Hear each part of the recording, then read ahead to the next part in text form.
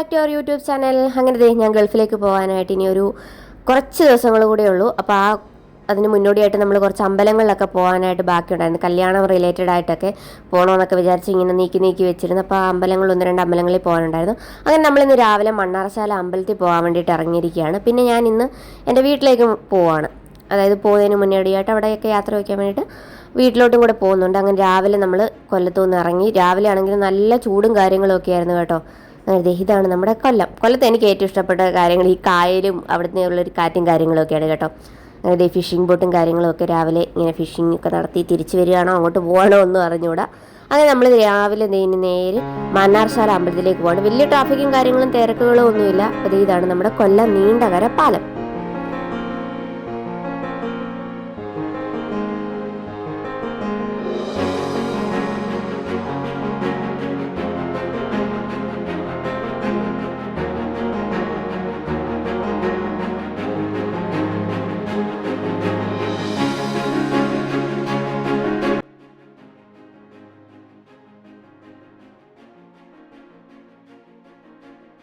ഞാൻ കൊല്ലത്ത് വന്നതിന് ശേഷം അങ്ങനെ മണ്ണാർശാല അമ്പലത്തിലേക്ക് പോയിട്ടില്ല. അതുകൊണ്ട് തന്നെ ഇവിടെ നിന്നുള്ളൊരു വഴിയും കാര്യങ്ങളും ഒന്നും വലിയ നിശ്ചയമില്ലായിരുന്നു. അങ്ങനെ നമ്മൾ മണ്ണാറശാല ആ ഒരു ജംഗ്ഷൻ ഹരിപ്പാട് ആ ജംഗ്ഷനിലെത്തി. ഇവിടുന്ന് ഇങ്ങനെ ടേൺ ചെയ്താണ് പോകുന്നത് കേട്ടോ. അപ്പം നേരെ മുന്നിലായിട്ട് ഈ ഒരു റോഡ് ചെന്ന് നിൽക്കുന്നത് നമ്മുടെ ഹരിപ്പാട് അമ്പലത്തിലാണ്. അപ്പോൾ ഹരിപ്പാട് അമ്പലത്തിൽ ഉത്സവം നടക്കുക. അതുകൊണ്ട് 2 സൈഡുകളിലായിട്ട് ഒത്തിരി കടകളും അലങ്കാരങ്ങളും തോരണങ്ങളും ഒക്കെ ഇങ്ങനെ കെട്ടിത്തൂക്കിയൊക്കെ ഇട്ടിരിക്കുകയാണ്.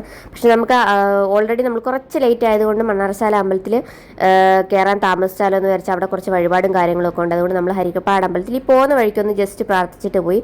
ഉത്സവമൊക്കെ ആയതുകൊണ്ട് നല്ല തിരക്കായിരിക്കും. നമ്മളിവിടെ കയറാൻ നിന്ന് കഴിഞ്ഞാൽ അവിടെ താമസിക്കും. അതുകൊണ്ട് നമ്മൾ നേരെ മണ്ണാർശാല അമ്പലത്തിലേക്ക് പോയി. അങ്ങനെ നമ്മൾ മണ്ണാർശാല നാഗരാജ ക്ഷേത്രത്തിൽ എത്തി. വലിയ തിരക്കൊന്നുമില്ല കേട്ടോ. സാധാരണ ചില ദിവസങ്ങളിലൊക്കെ വരുമ്പോൾ ഇവിടെ എല്ലാം പാർക്കിംഗ് ഒക്കെ ഫുള്ളായിരിക്കും. വണ്ടി ഇടാനൊന്നും പറ്റത്തില്ല. അങ്ങനെ നമ്മൾ ഇത്തവണ വന്നപ്പോൾ നമ്മുടെ അമ്പലത്തിൻ്റെ ഫ്രണ്ടിൽ തന്നെ വണ്ടിയൊക്കെ പാർക്ക് ചെയ്തു. അങ്ങനെ ഇതാണ് നമ്മുടെ പുറ്റുമുട്ട എന്ന് പറയാം. അവിടുത്തെ പ്രധാനപ്പെട്ട ഒരു വഴിപാടാണ്. അപ്പോൾ പുറ്റുമുട്ടയൊക്കെ വാങ്ങിച്ചു. വഴിപാടിൻ്റെ രസീതും കാര്യങ്ങളൊക്കെ എഴുതിയതിന് ശേഷം നമ്മൾ അമ്പലത്തിലേക്ക് പോകണം കേട്ടോ. എനിക്ക് ഏറ്റവും ഇഷ്ടപ്പെട്ട കുറച്ച് അമ്പലങ്ങളിലൊന്നാണ് മണ്ണാർശാല അമ്പലം കേട്ടോ. എപ്പോഴും നല്ലൊരു പോസിറ്റീവ് വൈബ്. അമ്പലങ്ങളിലെല്ലാം എപ്പോഴും പോസിറ്റീവ് വൈബാണെങ്കിൽ ഇത് ഫുള്ളൊരു കാവിനകത്ത് ഇങ്ങനെ നിൽക്കുന്നത് കൊണ്ട് നല്ല കുളങ്ങൾ. ഇവിടെ 2 കുളമുണ്ട് കേട്ടോ. എൻ്റെ അറിവിൽ 2 കുളമുണ്ട്. ഒന്ന് ഈ അമ്പലത്തിൻ്റെ നമ്മൾ ഫ്രണ്ടിലായിട്ടൊരു കുളം, പിന്നെ ബാക്ക് സൈഡിലായിട്ടൊരു കുളം. ഫ്രണ്ടിലെ കുളം എനിക്ക് തോന്നുന്നു നല്ല അത്യാവശ്യം നല്ല വൃത്തിയായിട്ടൊക്കെ കിടക്കുന്നു. കുറച്ച് നമ്മൾ ഈ ഒരു വഴി അങ്ങോട്ട് ചെല്ലുന്നിടത്തൊരു കുളമുണ്ട്. അവിടെ ഇങ്ങനെ കലങ്ങി മറിഞ്ഞ വെള്ളമൊക്കെ ആയിട്ടാണ് കിടക്കുന്നത്. അതിനകത്ത് ഇങ്ങനെ പാമ്പും ആമയൊക്കെ ഉണ്ട്. പാമ്പിനെ ഒന്നും ഇന്ന് കണ്ടില്ല. മിക്കവാറും വരുമ്പോൾ നമ്മളിങ്ങനെ വെള്ളത്തിലേക്ക് പോകുമ്പോൾ കുഞ്ഞു പാമ്പുകൾ ഇങ്ങനെ വെള്ളത്തിലൂടെ ഇങ്ങനെ നീന്തി പോകുന്നതൊക്കെയാണ്. ആമ ഇഷ്ടം പോലെ ഉണ്ട് കേട്ടോ. ഈ സൂം ചെയ്ത് കാണിച്ചു തരാം. ഇതൊക്കെ ആമയാണ് കേട്ടോ. ഇങ്ങനെ ഇഷ്ടംപോലെ ആമകളുണ്ട് അതിനകത്ത്. കാണാനൊക്കെ ഒരുപാടുണ്ട് കേട്ടോ. ഒത്തിരി കാവുകളും ഒക്കെ ആയിട്ട് ചുറ്റപ്പെട്ട് കിടക്കുന്ന നല്ലൊരു അമ്പലം. നല്ല തണുപ്പും കാര്യം. നമ്മൾ എത്ര ചൂട് സമയത്ത് ചെന്നാൽ ആ ഒരു മരങ്ങളൊക്കെ നിൽക്കുന്നുണ്ടായിരിക്കും. നല്ലൊരു തണുപ്പും കാര്യങ്ങളൊക്കെ ആയിരിക്കും. കുറേ നാൾ മുന്നേ വരെയൊക്കെ കുറേ പേര് പറയുമായിരുന്നു ഇതായിരുന്നു നമ്മുടെ അനന്തഭദ്ര സിനിമയിലെ ശിവക്കാവ് എന്നൊക്കെ. പക്ഷേ പിന്നീടാണ് ഇങ്ങനെ ഒരു ഷൂട്ടിംഗ് ലൊക്കേഷനൊക്കെ യൂട്യൂബിലൊക്കെ ഇടുമല്ലോ, അവർ പറഞ്ഞാണ് അറിഞ്ഞത് ഇത് ഇവിടെ അല്ലെന്ന്. അങ്ങനെ നമ്മളിത് പ്രസാദമൊക്കെ വാങ്ങിച്ചു തൊഴുത് ഇറങ്ങി. അപ്പം നമ്മൾ നേരെ വണ്ടിയിൽ കയറി ഫുഡ് കഴിക്കാൻ വേണ്ടിയിട്ട് പോവാണ് കേട്ടോ. രാവിലെ നമ്മൾ ഫുഡ് കഴിക്കാതാണ് അമ്പലത്തിലൊക്കെ പോകുമ്പോൾ സാധാരണ ഞങ്ങളുടെ അവിടെ അങ്ങനെ ഫുഡ് കഴിക്കാതാണ് കേട്ടോ അമ്പലത്തിൽ പോകുന്നത്. അങ്ങനെ നമ്മൾ ഫുഡ് കഴിക്കാൻ വേണ്ടിയിട്ട് ഒരു ഹോട്ടലിലേക്ക് വന്നു. അങ്ങനെ എൻ്റെ കൂടെ അമ്മയും പിന്നെ അമ്മയുടെ ചേച്ചിയാണ് കേട്ടോ, വലിയമ്മച്ചിയുണ്ട്. പിന്നെ കാർ ഓടിക്കാൻ വേണ്ടിയിട്ട് നമ്മളൊരു അങ്കിളിനെ വിളിച്ചിട്ടുണ്ടായിരുന്നു. ആ അങ്കിളുണ്ട്. അപ്പം നമ്മൾ നേരെ ഹോട്ടലിൽ കയറിയിട്ട് ബ്രേക്ക്ഫാസ്റ്റ് കഴിക്കാൻ പോവാണ്. അപ്പോൾ ബ്രേക്ക്ഫാസ്റ്റിൻ്റെ ഏറ്റവും ഫേവറേറ്റ് ഐറ്റമാണ് പൂരി മസാല, പിന്നെ ഉഴുന്നോടെ. അങ്ങനെ നല്ല ചൂട് പൂരിയൊക്കെ വന്നു, അതൊക്കെ കഴിച്ചു. ഇനി നമ്മൾ നേരെ പത്തനംതിട്ടേൻ്റെ വീട്ടിലേക്ക് പോകണം. അങ്ങനെ നമ്മൾ എൻ്റെ വീടിൻ്റെ അവിടെ എത്തി. ഈ ഒരു ഏരിയയൊക്കെ കാണുമ്പോൾ വീഡിയോ ഒക്കെ കാണുന്നവർക്ക് അറിയായിരിക്കും നമ്മുടെ വീടിൻ്റെ തൊട്ടടുത്തുള്ള സ്ഥലങ്ങളൊക്കെയാണ്. അങ്ങനെ നമ്മൾ നമ്മുടെ ജംഗ്ഷനിലെത്തി നേരെ ഇനി വീട്ടിലേക്ക് പോവാണ്. ഉത്സവത്തിന് ശേഷം ഒരു 2-3 ആഴ്ചയ്ക്ക് മുമ്പ് ഞാൻ വന്നിട്ടുണ്ടായിരുന്നു. അതിൻ്റെ ഷോർട്സൊക്കെ നേരത്തേക്ക് ഇട്ടിട്ടുണ്ടായിരുന്നല്ലോ. അങ്ങനെ ഞാൻ വീട്ടിലെത്തി.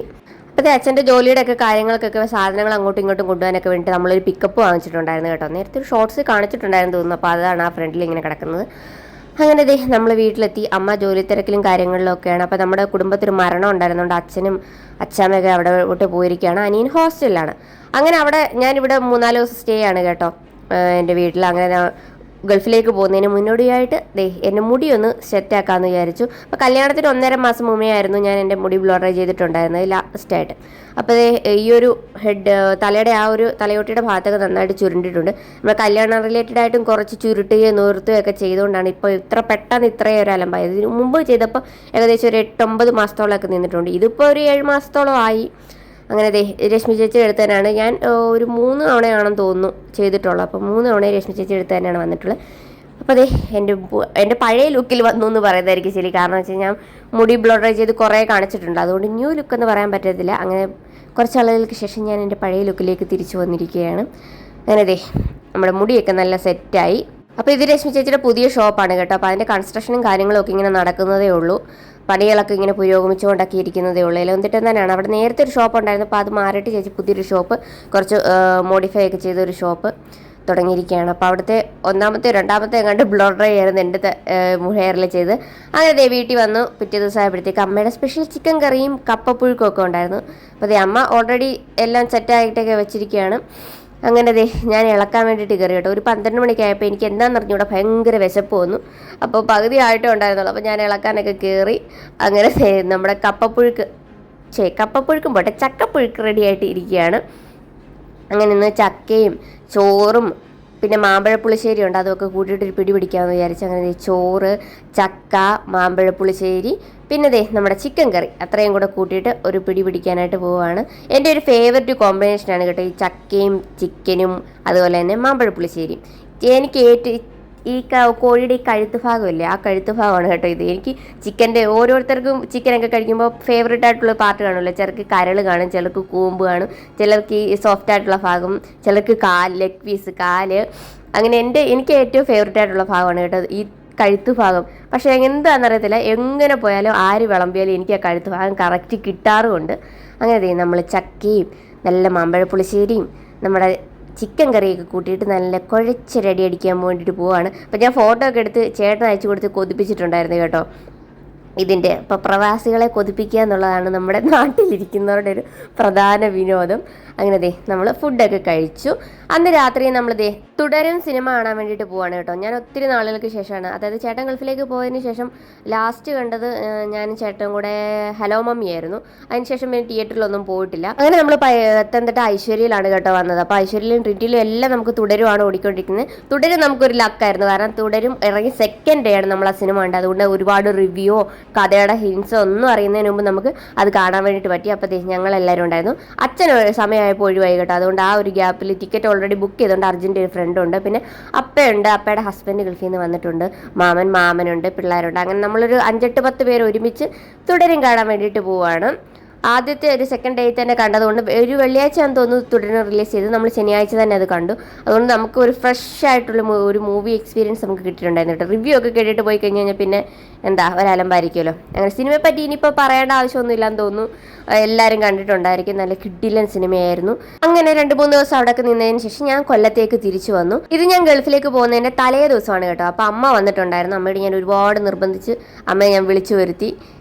അമ്മ ഇതുവരെ അങ്ങനെ വന്ന് കൊല്ലത്ത് അങ്ങനെ നിന്നിട്ടുണ്ടായിരുന്നില്ല. അപ്പോൾ അച്ഛൻ പിറ്റേ ദിവസം എന്നെ ഞാൻ പോകുന്നതിൻ്റെ അന്ന് വരാമെന്ന് പറഞ്ഞിട്ട്. അപ്പോൾ ഞാനൊരു വെള്ളിയാഴ്ചയായിരുന്നു പോയത്. അപ്പോൾ വ്യാഴാഴ്ച അമ്മ വന്നു.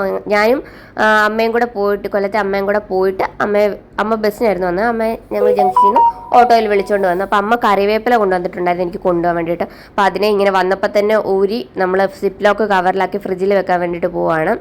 അങ്ങനെ വെച്ച് കഴിഞ്ഞാൽ ഒത്തിരി മാസങ്ങളോളം നിൽക്കും എന്നൊക്കെയാണ് പറഞ്ഞു കേട്ടിട്ടുള്ളത് കേട്ടോ.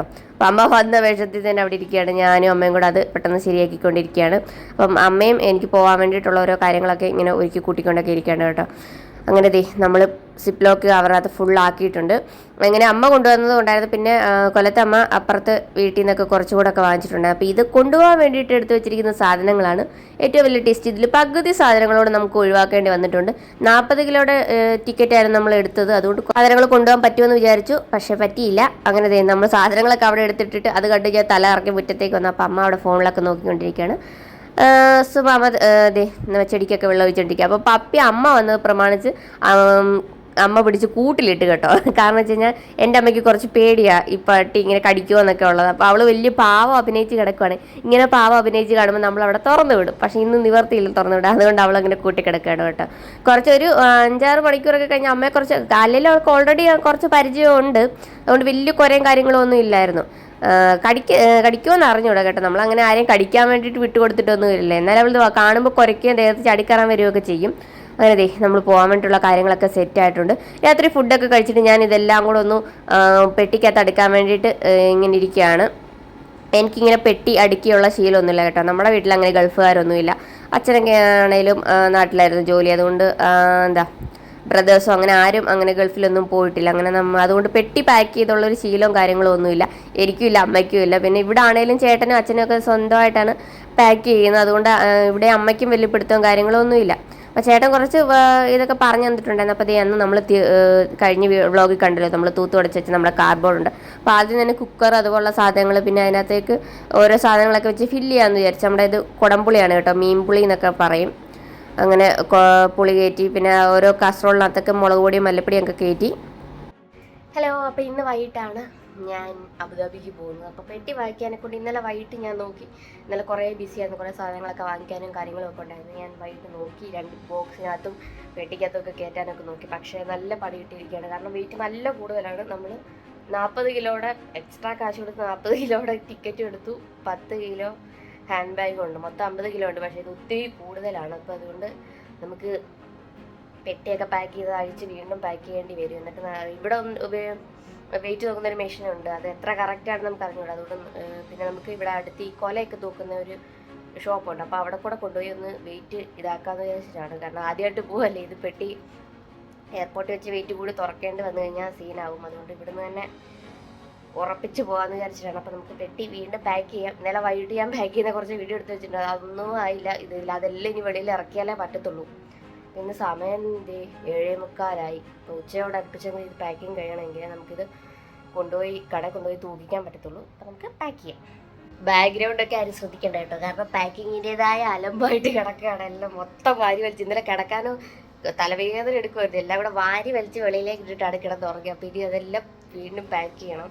നമുക്ക് അത്യാവശ്യമില്ലാത്ത കുറച്ച് സാധനങ്ങൾ മാറ്റിയേ പറ്റൂ. അങ്ങനെ ഇന്നലെ പാക്ക് ചെയ്യാൻ വേണ്ടിയിട്ട് കയറിയപ്പോൾ ഏകദേശം ഒരു 10 മണിയോളം ആയിട്ടുണ്ടായിരുന്നു. അബ്ബയും 2 അബ്ബമാരൊക്കെ കിടന്നുറങ്ങി. അവരോട് ഞാൻ പറഞ്ഞു ഞാൻ ഒറ്റയ്ക്ക് പാക്ക് ചെയ്തോളാം എന്നൊക്കെ പറഞ്ഞു. പക്ഷേ കുറച്ച് പാക്ക് ചെയ്ത് വെയിറ്റ് ഒക്കെ നോക്കി വന്നപ്പോഴത്തേക്ക് എനിക്കങ്ങ് തല പെരുക്കുമായിരുന്നു. കാരണം വെയിറ്റ് അങ്ങും ഇങ്ങും ഒന്നും എത്തുന്നില്ല. അപ്പോൾ അമ്മ എനിക്ക് മെഡിസിനൊക്കെ വാങ്ങിച്ചുകൊണ്ട് വന്നിട്ടുണ്ടായിരുന്നു. ഞാൻ ഓൾറെഡി 1-2 മെഡിസിനൊക്കെ വാങ്ങിച്ചിട്ടുണ്ടായിരുന്നു. പിന്നെ അതിൻ്റെ ആണെങ്കിൽ പ്രിസ്ക്രിപ്ഷനൊക്കെ കിട്ടേണ്ടതുണ്ടായിരുന്നു. അപ്പം ഞാൻ 11 എന്നായിരുന്നു മെഡിസിനൊക്കെ വാങ്ങിച്ചത്. നമുക്ക് ഡോളോ അതുപോലുള്ള കാര്യങ്ങളൊക്കെ. അപ്പോൾ അതിൻ്റെ പ്രിസ്ക്രിപ്ഷൻ ഞാൻ ഇവിടുന്ന് വാങ്ങിച്ചുകൊണ്ട് വന്നതാണ് കേട്ടോ. അപ്പോൾ ഹാൻഡ് ബാഗ് ആദ്യം തന്നെ പാക്ക് ചെയ്യാൻ വേണ്ടിയിട്ട് പോവുകയാണ്. അപ്പോൾ ഇനി തൂങ്ങി നിൽക്കാനുള്ള സമയമൊന്നുമില്ല. അങ്ങനെ ഞാൻ എൻ്റെ ഡ്രസ്സ് കഴുകിയിട്ടായിരുന്നു കേട്ടോ, ഇടാൻ വേണ്ടിയിട്ടുള്ള വൈറ്റ് ഡ്രസ്സ്. അപ്പോൾ ശരിക്കും ഉണങ്ങിയിട്ടില്ല. അപ്പോൾ അതിനൊരു വല്ലാത്ത സ്മെല്ലുണ്ടായിരുന്നു. ശരിക്കും ഉണങ്ങായിരുന്നു. അപ്പോൾ ഞാൻ അമ്മയോട് പറഞ്ഞാണ് അത് വെയിറ്റ് വെളിയിലൊന്ന് കൊണ്ടിടാൻ വേണ്ടിയിട്ട്. അങ്ങനെ നമ്മുടെ തുണിയൊക്കെ എടുത്തു. ഹാൻഡ് ബാഗിൽ ഞാൻ തുണി, ചാർജർ, പിന്നെ നമ്മുടെ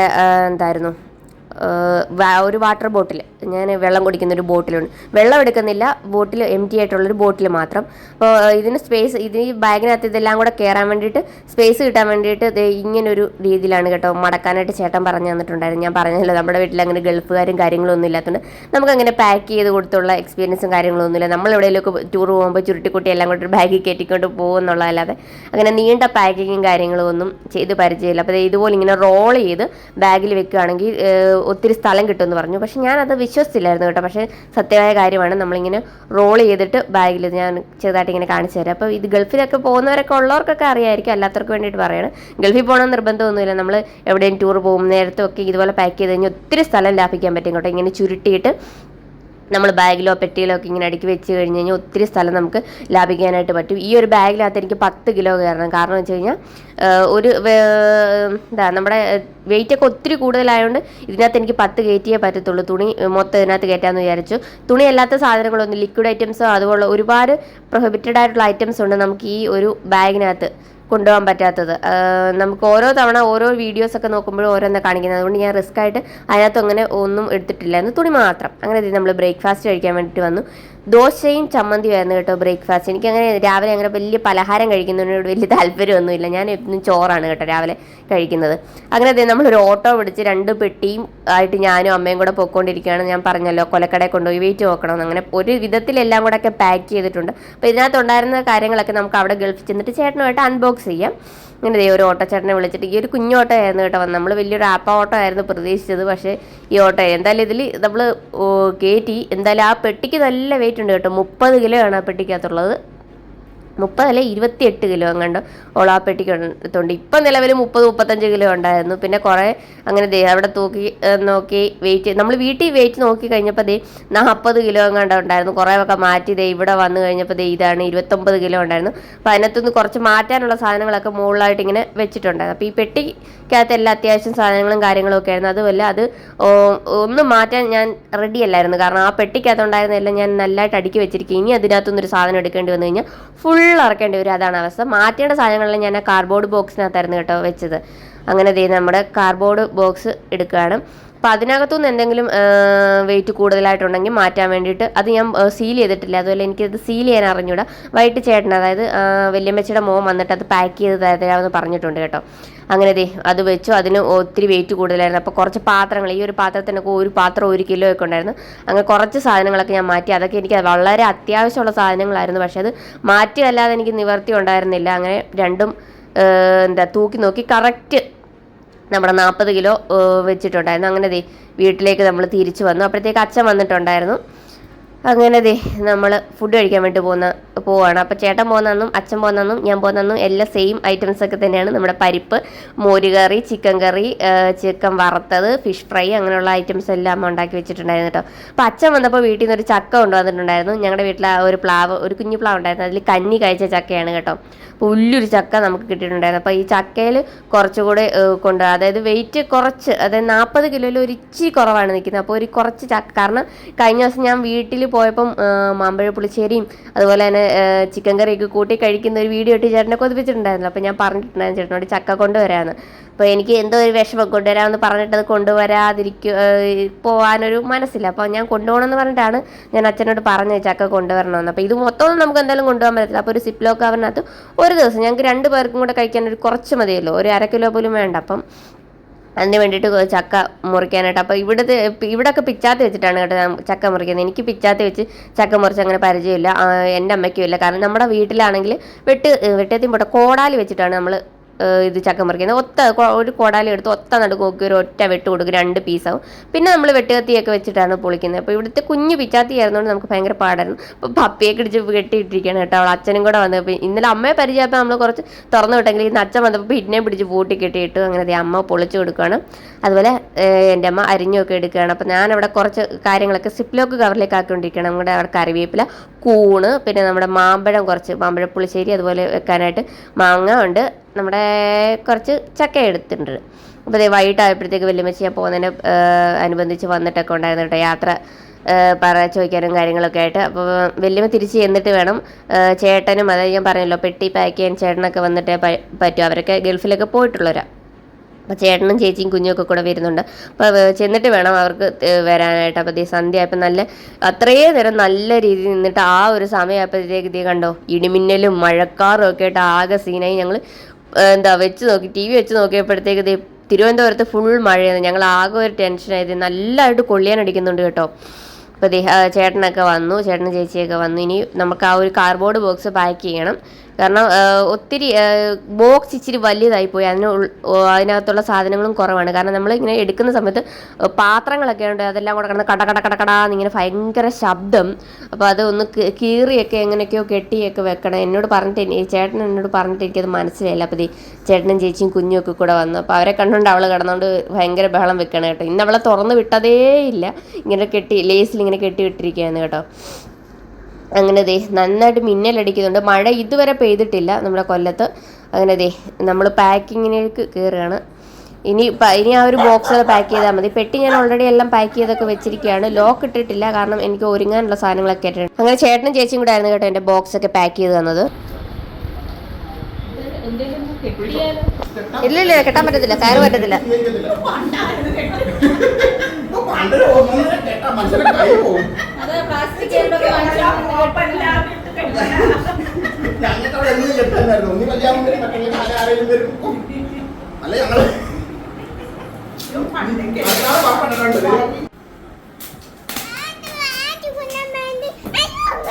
അപ്പോൾ ഇതാണ് കേട്ടോ ഞങ്ങളുടെ കണ്ണൻ എനിക്ക് ഇട്ടിരിക്കുന്ന പേരാണ് ആൻറ്റി കുഞ്ഞമ്മ. അത് ആൻറ്റി കുഞ്ഞമ്മ എല്ലാം കൂടെ ചേർത്തിട്ട് കണ്ണനെ ആൻറ്റി കുഞ്ഞമ്മ എന്നാണ് കേട്ടോ വിളിക്കുന്നത്.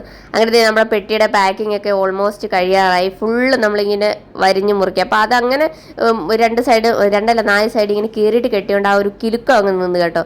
പാത്രങ്ങളെല്ലാം കൂടെ കിടന്ന് അടിക്കുന്ന കടകടാന്നുള്ള അടി അങ്ങ് നിന്നു. അപ്പോഴത്തേക്ക് മാമനും മാമിയും വന്നിട്ടുണ്ട്. അങ്ങനെ മാമി എന്തൊക്കെയോ കൊണ്ടുവന്നു. പക്ഷെ ഒരു സാധനവും കയറ്റാൻ ഒരു നിവൃത്തിയില്ല. കാരണം വെച്ചാൽ നമ്മളിപ്പം തന്നെ വെയിറ്റ് മുട്ടി നിൽക്കുകയാണ്.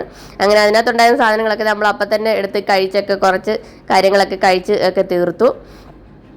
അങ്ങനെ കൊണ്ടുവന്ന സാധനങ്ങൾ മിച്ചറും അതുകൊണ്ട് ചക്കവറ്റിലൊക്കെ ഉണ്ടായിരുന്നു. അപ്പോൾ കണ്ണൻ്റെ കയ്യിൽ ഒരു കോലുമുട്ടായി ഉണ്ടായിരുന്നു. അത് നമ്മുടെ പപ്പിക്കാണെങ്കിൽ മുട്ടായി എന്ന് പറഞ്ഞു കഴിഞ്ഞാൽ അവൾ ഭയങ്കര കൊതിച്ചാണ്. അവൾക്ക് ചോക്ലേറ്റ് എന്ന് പറഞ്ഞാൽ അവൾ ചാകും. അപ്പോൾ കണ്ണൻ ഗ്ലാസ്സിന് വെളിയിൽ കൂടെ കോലുമുട്ടായി കാണിച്ച് കൊതിപ്പിക്കുകയാണ് കേട്ടോ. അവളിപ്പോൾ ഗ്ലാസ് പൊളിച്ചോണ്ട് കയറി വരിക എന്നുള്ള ഒരു അവസ്ഥയിലാണ്. ഭയങ്കര ഇഷ്ടമാണ് ചോക്ലേറ്റ് ഐസ്ക്രീം ഒക്കെ. പക്ഷേ ഇതിന് കൊടുത്തുവിടാ, ഡോഗ്സിനൊന്നും അങ്ങനെ ചോക്ലേറ്റ് ഒന്നും കൊടുത്തുവിടാന്ന് പറയും. പക്ഷെ നമ്മൾ കഴിക്കുമ്പോൾ അവളിങ്ങനെ വന്ന് നോക്കിക്കൊണ്ടിരിക്കുമ്പോൾ നമുക്ക് സങ്കടം തോന്നി ഇച്ചിരിയൊക്കെ കൊടുക്കും കേട്ടോ നമ്മൾ.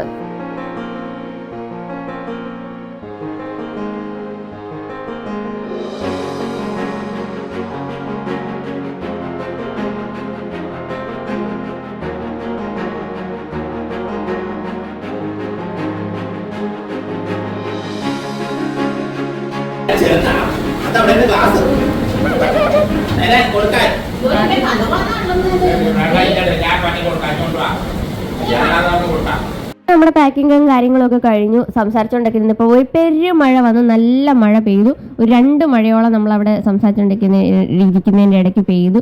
അങ്ങനെ നമ്മൾ പാക്കിംഗ് ഒക്കെ കഴിഞ്ഞ് അവരെല്ലാവരും യാത്രയൊക്കെ ചോദിച്ച് പോകാൻ വേണ്ടിയിട്ട് ഇറങ്ങിയിരിക്കുകയാണ്. സമയം ഇപ്പം തന്നെ ഒരു 9 മണിയൊക്കെ ആയിട്ടുണ്ട് കേട്ടോ. നമുക്കിനി ഫുഡൊക്കെ കഴിച്ചൊരു ഇച്ചിരി നേരം ഉറങ്ങാനുള്ളൊരു സമയമേ ഉള്ളൂ.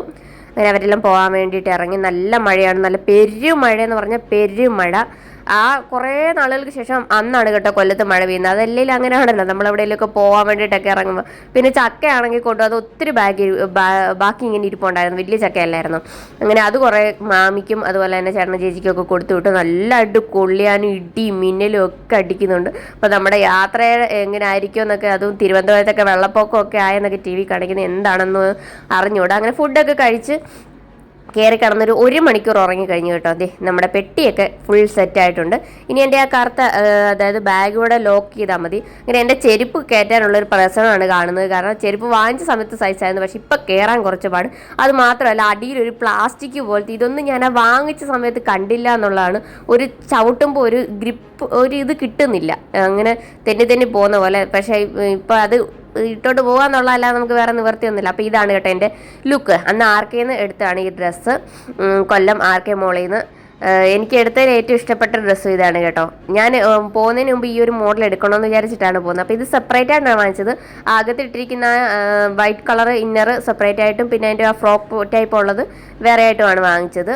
ഒരു 1000 സംതിങ് എങ്ങാണ്ടായെന്ന് തോന്നുന്നു. ഒരു 1200 റേഞ്ചിൽ എന്തോ വന്നു ആ രണ്ടും കൂടി. അങ്ങനെ എല്ലാം പാക്ക് ചെയ്ത് സാധനങ്ങളൊക്കെ ആയിട്ട് ഞാൻ എൻ്റെ റൂമിനോട് യാത്രയൊക്കെ പറഞ്ഞിട്ട് ഇറങ്ങാണ്. സമയം ഇപ്പോൾ 12 മണി കഴിഞ്ഞിട്ടുണ്ട്. വെളുപ്പിന് 5:10 തിരുവനന്തപുരത്തു നിന്നാണ് എനിക്ക് ഫ്ലൈറ്റ്. അങ്ങനെ ഹാൻഡ് ബാഗ് ഒക്കെ റെഡിയായി. അപ്പോൾ ഫുള്ള് ആയി നോക്കി വെയിറ്റ് നോക്കിയപ്പോൾ 1 കിലോ കുറവുണ്ട്. അപ്പോൾ ഞാൻ ബോക്സിനകത്തുനിന്നൊരു നമ്മുടെ ഇത് ഡോർമാറ്റ് ഉണ്ട്, അതും കൂടെ എടുത്ത് ആ സൈഡിലോട്ട് കയറ്റിയിട്ടുണ്ട്. അപ്പോൾ 10 കിലോ ആണ് ഞാൻ തോർത്തിട്ടിരിക്കുന്നത്. എനിക്ക് അതിൻ്റെ നല്ല വെയിറ്റ് ഉണ്ട് കേട്ടോ. അപ്പോൾ ഇനി എന്തായാലും ഗൾഫിൽ പോകുമ്പോൾ ഞാൻ ഈ 10 കിലോ ബാഗ് തോളത്ത് വെക്കുന്ന പരിപാടി നിർത്തും. കാരണം എൻ്റെ നടു ഒട്ടിഞ്ഞു അബുദാബിയിൽ എത്തിയപ്പോഴത്തേക്കും ആ കയ്യിൽ തൂക്കിയിട്ടിരിക്കുന്ന എൻ്റെ മേക്കപ്പ് കിറ്റാണ് കേട്ടോ. അപ്പോൾ അതുകൂടി ഇതിനകത്ത് കയറ്റിയിട്ട് വേണം എനിക്ക് ലോക്ക് ഇടാൻ വേണ്ടിയിട്ട്. അങ്ങനെയാണെങ്കിൽ ഞാൻ ഇതിനകത്ത് കയറ്റിയിട്ട് നമ്പർ ലോക്ക് ഉണ്ടെങ്കിലും എക്സ്ട്രാ ഒന്ന് ലോക്ക് ഇട്ടോണമെന്ന് ചേട്ടനും അച്ഛനും ഒക്കെ പറഞ്ഞിട്ടുണ്ടായിരുന്നു. കാരണം നമ്മുടെ ഈ നമ്പർ ലോക്ക് ഇപ്പോൾ എന്തോ പുതിയ ടെക്നോളജിയൊക്കെ യൂസ് ചെയ്ത് കഴിഞ്ഞാൽ ഏത് നമ്പർ ഇട്ട് പൂട്ടിയെന്ന് പറഞ്ഞാൽ ആ പെട്ടി ഓപ്പൺ ചെയ്യാനൊക്കെ പറ്റും. അതുകൊണ്ട് നമ്മൾ ഒരു കുഞ്ഞു പൂട്ട് കൂടി ഇട്ട് പൂട്ടുക. അതുപോലെ തന്നെ എൻ്റെ ഹാൻഡ് ബാഗിൻ്റെ എല്ലാ സിപ്പും കൂടി ഒരുമിച്ച് പിടിച്ച് ഞാൻ പുറകിലിട്ടിട്ടുണ്ട്, ലോക്ക് ചെയ്തിട്ടുണ്ടായിരുന്നു കേട്ടോ. നമ്മളങ്ങനെ ചെയ്യണം. കാരണം വെച്ച് കഴിഞ്ഞാൽ നമ്മളിവിടെ ക്യൂ നിൽക്കുന്ന സമയത്തൊക്കെ ആരെങ്കിലും പുറകിൽ കൂടെ എന്തെങ്കിലും സാധനം നമ്മുടെ ഹാൻഡ് ബാഗിലേക്ക് ഇട്ട് കഴിഞ്ഞാൽ നമ്മളത് അറിയത്തില്ല. അപ്പോൾ അതിനൊരു സെക്യൂരിറ്റിക്ക് വേണ്ടി നമ്മളതിന് ലോക്ക് ചെയ്യുക. അങ്ങനെ പെട്ടിയൊക്കെ റെഡിയാക്കി തിരുവനന്തപുരം അബുദാബി എല്ലാം ഒട്ടിച്ചൊക്കെ റെഡിയാക്കി. അപ്പോൾ സമയം ഇപ്പം ഞാൻ പറഞ്ഞല്ലോ 12 മണി കഴിഞ്ഞു. നമുക്ക് ഇവിടുന്ന് കൊല്ലത്തുനിന്ന് ഒരു 1.25 മണിക്കൂർ. പിന്നെ മഴ ആയതുകൊണ്ട് എന്തായിരിക്കും അവസ്ഥ എന്ന് അറിഞ്ഞുകൂടാ. അങ്ങനെ നമ്മളെല്ലാവരും കൂടെയാണ് പോകുന്നത്. കൊല്ലത്തുനിന്ന് അമ്മയുണ്ട്, അനിയനും ഉണ്ട്, പിന്നെ എൻ്റെ അച്ഛൻ, അമ്മ. എൻ്റെ അനിയൻ വന്നിട്ടില്ല കേട്ടോ, അവന് എക്സാം നടന്നുകൊണ്ടിരിക്കുകയാണ്. അങ്ങനെ പെട്ടിയും കാര്യങ്ങളൊക്കെ നമ്മൾ കയറ്റാൻ വേണ്ടിയിട്ട് പോവാണ്.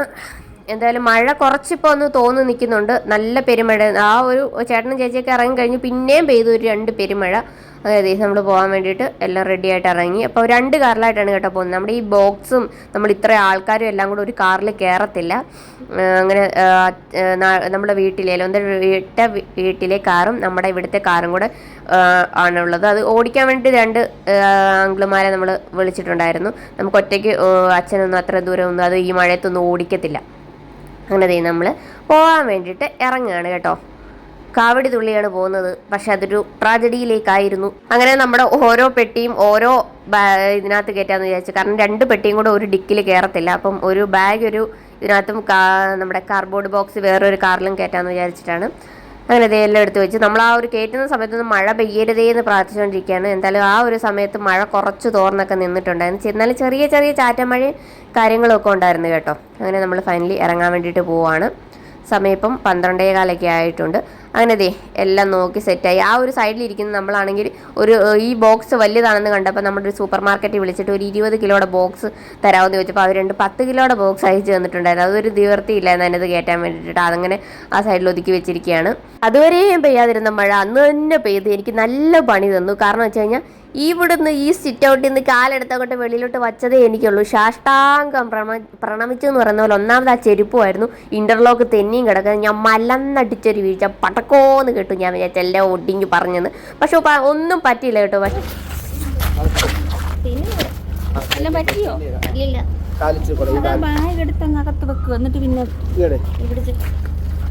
ഇവിടെ ശരിക്കും തന്നെയുണ്ട് കേട്ടോ. കുഴപ്പമില്ല, ഒന്നും ഇടിച്ചൊന്നുമില്ല. വയ്യായിരിക്കും ആ ബാഗ് കറങ്ങി.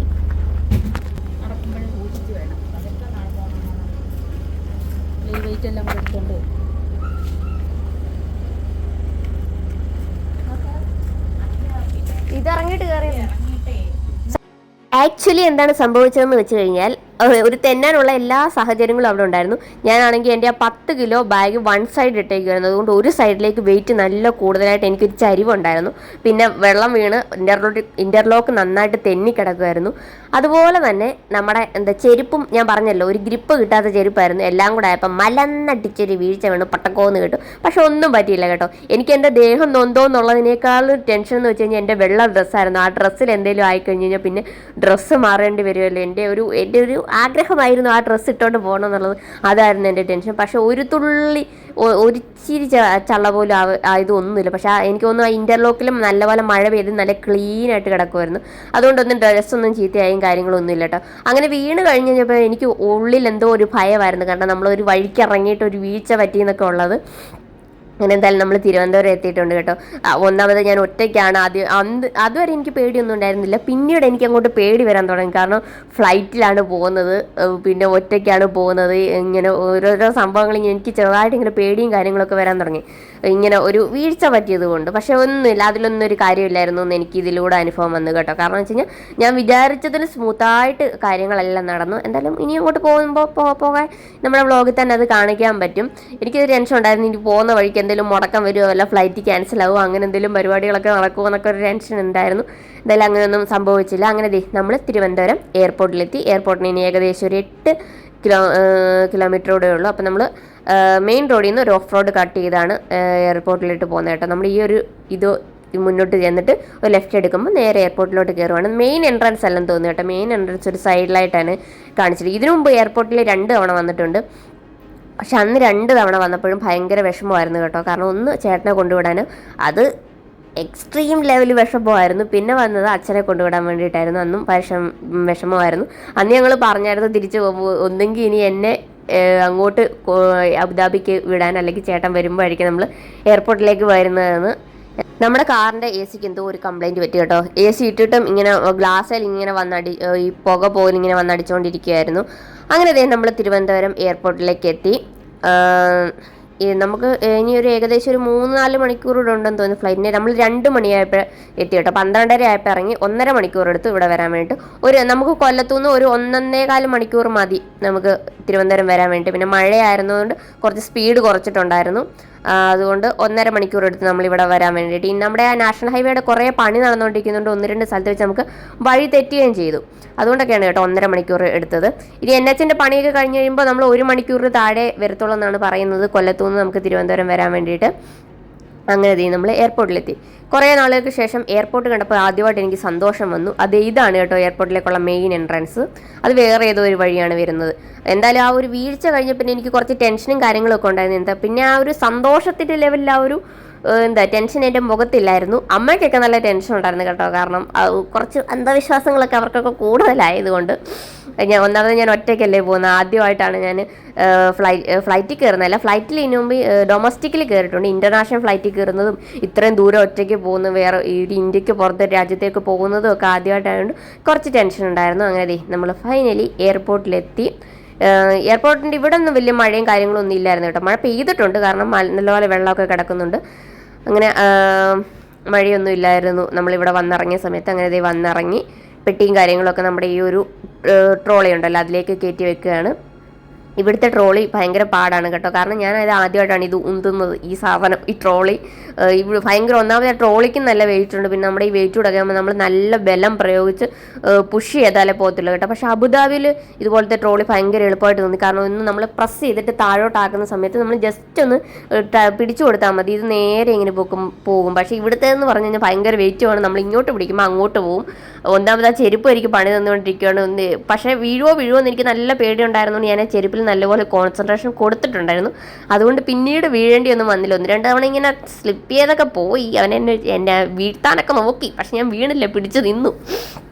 അങ്ങനെ നമ്മൾ അകത്തേക്ക് കയറുകയാണ് കേട്ടോ. സച്ചു എനിക്ക് അത് തള്ളി നമ്മുടെ അകത്തോട്ട് കയറി അവിടെ വരെ കൊണ്ടുവന്ന് തന്നിട്ടുണ്ടായിരുന്നു.